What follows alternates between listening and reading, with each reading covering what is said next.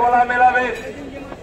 আমাদের পক্ষ থেকে 15 জন মানুষ গান্ধী মূর্তির পাদদেশে যাবে। সেখানে নেতাজি মূর্তির পাদদেশে যাবে, সেখানে স্লোগান দেবে। আপনারা এখানে মাইকে যারা আছেন তারা মাইকে স্লোগান দেবেন, যারা খালি মুখে আছেন খালি মুখে স্লোগান দেবেন। আজকের কলিকাতার রাজপথ আমরা দখলে নিয়েছি আমাদের আরজি করকে বাঁচাবার জন্য, তাই তো নাকি? তাহলে আরজি করকে বাঁচাবার জন্য আমরা আমাদের